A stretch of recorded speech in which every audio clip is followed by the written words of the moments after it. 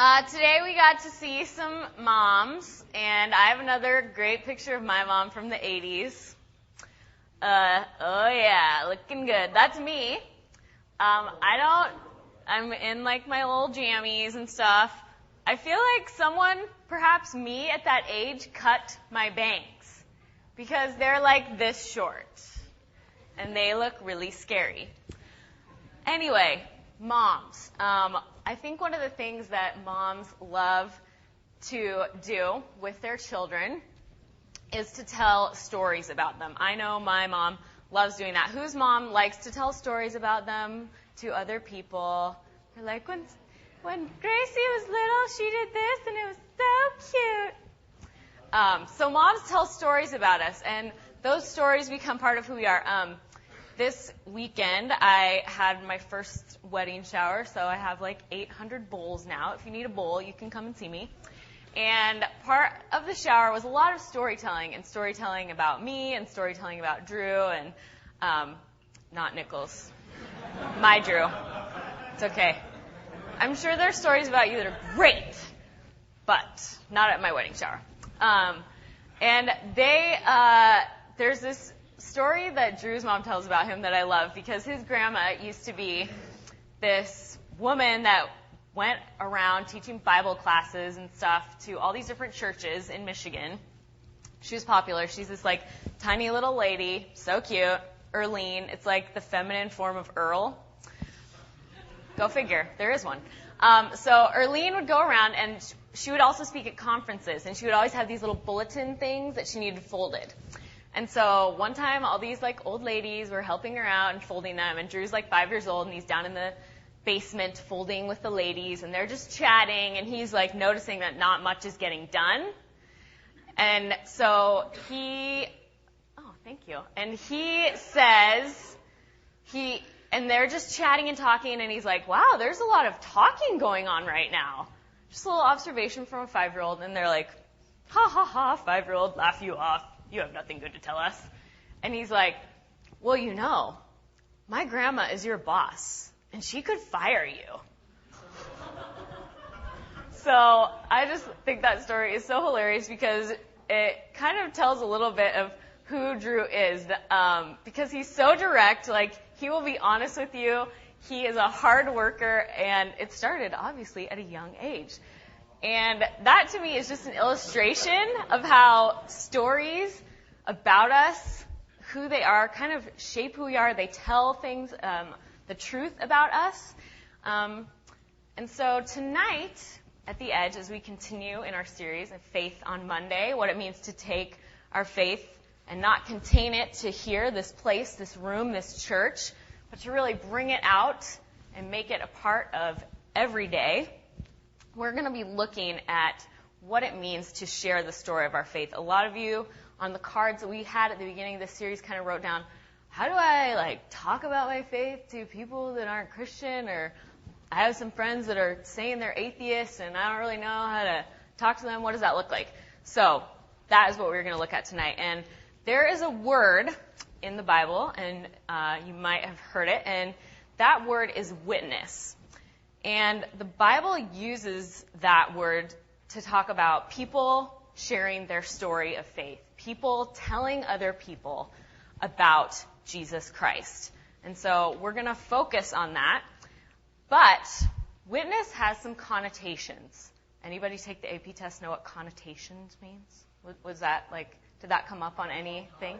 More SAT. Okay. More SAT maybe, Jeremy. Thank you. Associations. Yes. Good. So witness, maybe one connotation I think we have is like Law and Order. Like the show.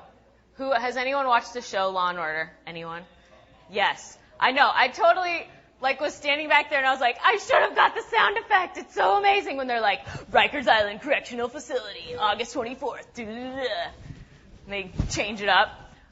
So we think of Law and Order. We think of somebody sitting in the witness stand, giving their testifying and saying, what they saw, and they saw so-and-so, or they didn't see so-and-so, to get the facts of the case straight. So that's sort of one thing, and it's really important to tell the truth, and sometimes they break down on the stand because whoever, Law and Order's been on for so long, I don't even know who like the district attorney is anymore, but whoever's the district attorney really just gets them. And so they have to tell the truth. So that's kind of one image I think we have of witness, is kind of somebody that's sitting there maybe getting a little grilled and under some pressure because they have to tell the whole truth. Maybe we've heard of this word witness in a Christian sense. And I think there's a couple ways we think of it. It can be pretty negative. I'd say that's negative. People running around and just saying, I have this Bible and I know the truth and I'm going to tell you the truth. And if you don't believe what I say about Jesus, well, I'm sorry. I just don't know how you can't believe what I say about Jesus because I'm right. So we have that angry, sort of in-your-face witness, way of telling people about Jesus.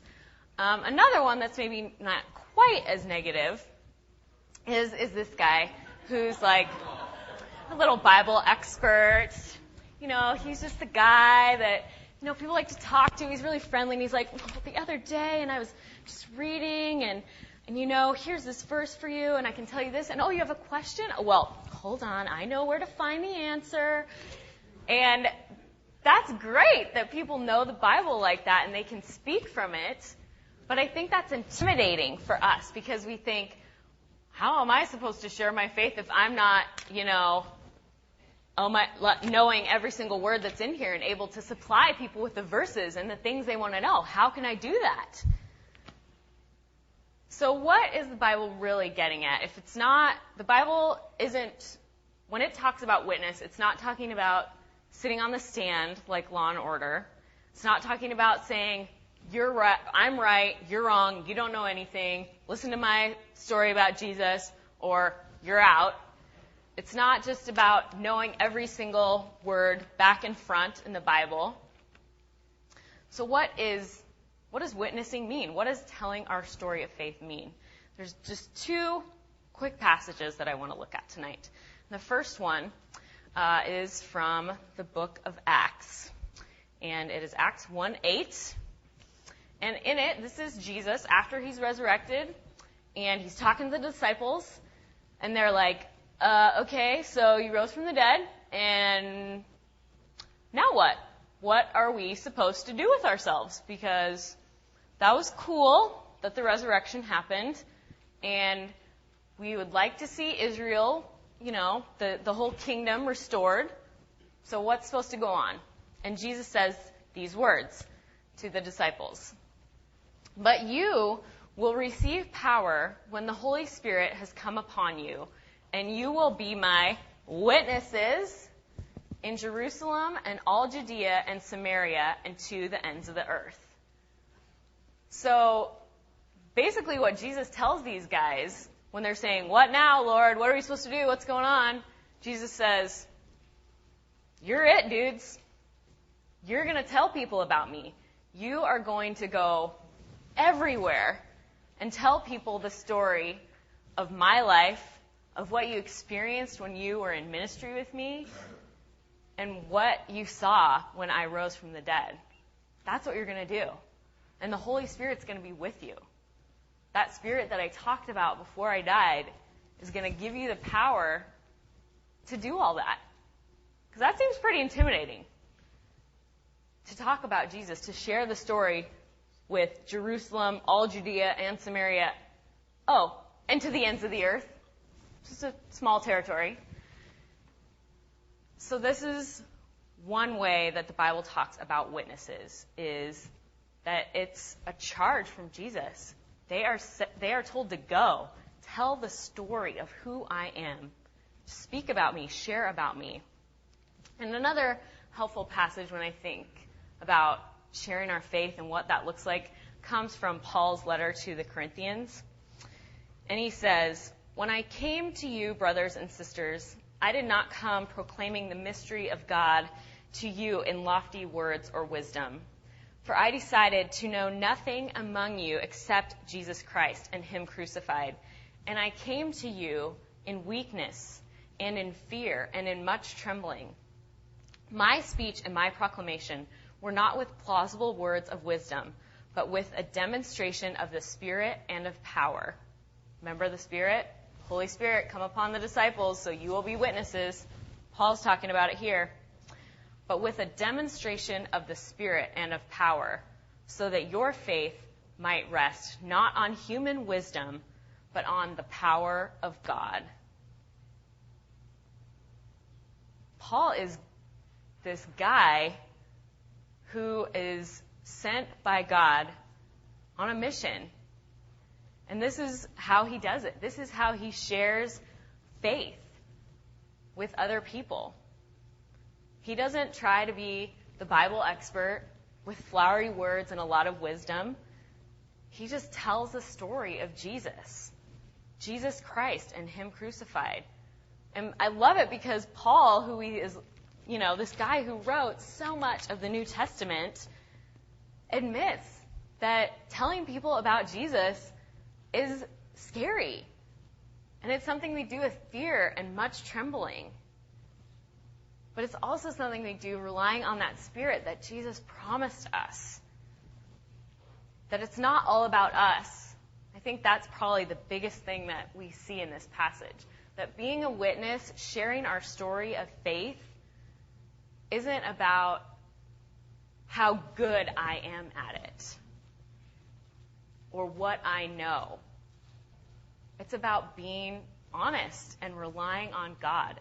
It's just sharing simply who God is to you, what it means to you to be a disciple of Jesus or to be seeking a relationship with Jesus, and relying on God to tell the story through you. So, from these two passages, there's 4 things that I want you guys to take away before we go into a little small group time. The first about being a witness is to trust. To trust that God is at work in you. Both Jesus and Paul in these passages we looked at talk about the Holy Spirit's power working in people when they are telling others about Jesus. It's not about having a theology degree. I just got an email tonight from a friend of mine who's a pastor, and she was emailing a bunch of us going, I have this guy in my church, and this is his question about the Bible, and I don't really know how to handle it, and what do I do? And pray for me. She's been educated. She knows all this stuff about the Bible and theology and God and church and all that. But she's still seeking out people to pray for her and looking for the Holy Spirit to work in her to share with this man. So I think we don't need to be afraid. We need to trust that it's not us. It's not all on me to say, well, atheist friend, I'm going to present to you every single thing I know so that you will be convinced that Jesus Christ is Lord. It's about trusting that God is going to speak through you and use your life as an example. Second is to pray. Praying for opportunities to share your faith with other people. It might sound kind of weird, but I think it's a great thing to do. You guys, oh my gosh, a lot of you are in public high schools. If that is not a mission field, a place to tell people about Jesus Christ, I don't know what is. I mean, wow. You don't have to go to Africa. You don't have to go to China. You can go to your cafeteria and be on a mission field. I am telling you. So you need to pray to see where God might use you in the place you are. And when you sense an opportunity to share about your faith, pray that you can trust God, to trust that the Spirit's working in you. Third is, so we've got trust in God, pray. Third, we have prepare. And I think it's important to think about what God has been doing in your life. Do I have something to share about what God has been doing? Am I pursuing a relationship with God that I want to tell other people about? Am I serving others, and is that changing me? I think that's really important to reflect on what God is doing or has done in your life. And I think it's okay, too, to use resources. I recommend this book. It's not the Bible, but this book called Simply Christian by N.T. Wright is powerful. He talks about Christianity in some great ways, and it's really, I think it can be a very helpful resource if you're trying to think about how do I share about faith with people in this day and age. So use resources like this book. Reflect on what God is doing in your own life. So we have trust, pray, prepare, and finally, tell. And tell also involves listening. I think the more we listen to people when we're trying to tell about our story of faith, the better it'll be. I think the reason that a lot of people get closed off to hearing about Jesus or hearing about Christianity and what it means to you is that we're doing too much of this. And this is okay. This has a place. But there's also time to listen and see what questions people are asking. And respond to them and say, yeah, I've never thought of that, or I wonder about that too. And I think when you do have a chance to speak, it's important to keep it simple. Keep it related to you. You don't have to present a dissertation to your friends or people that you know. You just have to share about yourself. When